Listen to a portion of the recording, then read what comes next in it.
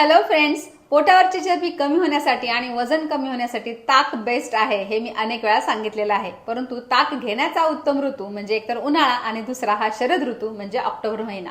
तर ऑक्टोबर महिना अर्थात ऑक्टोबर हीट आपल्याला जाणवत असते. वातावरणामध्ये प्रचंड उष्णता वाढलेली असते, त्यामुळे उष्णतेचे विकार वाढतात, पित्ताचे विकार वाढतात आणि पचनासंदर्भात देखील विकार वाढत असतात. त्यामुळे कॉन्स्टिपेशन, अपचन तर कधी कधी जुलाब देखील या ऋतूमध्ये होत असतात.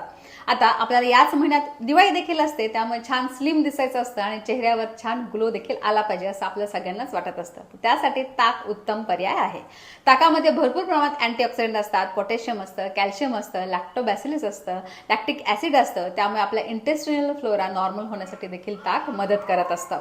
ते पचायला खूप लघु आहे आणि त्यामुळे जेवल्यानंतर जर आपण ताक घेतलं तर आपले पचनासंदर्भात विकार तर दूर होतात, त्याचबरोबर पोटावरची चरबी देखील कमी होते. आता या ताकात काही वस्तू जर आपण टाकून घेतल्या तर नक्कीच आपल्याला त्याचा जास्त फायदा होतो. सगळ्यात पहिलं म्हणजे जर या ऋतूमध्ये तुम्हाला पित्ताचे विकार असतील तर ताकामध्ये धनेपूड टाकून घ्या. त्यामुळे पोटावरची चरबी कमी होईल आणि पित्त देखील कमी होईल.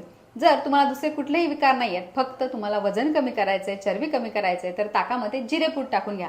आणि तुम्हाला वारंवार जर कफाचे विकार होत असतील, सर्दी खोकला होत असेल तर ताकामध्ये मिरपूड टाकून घ्या.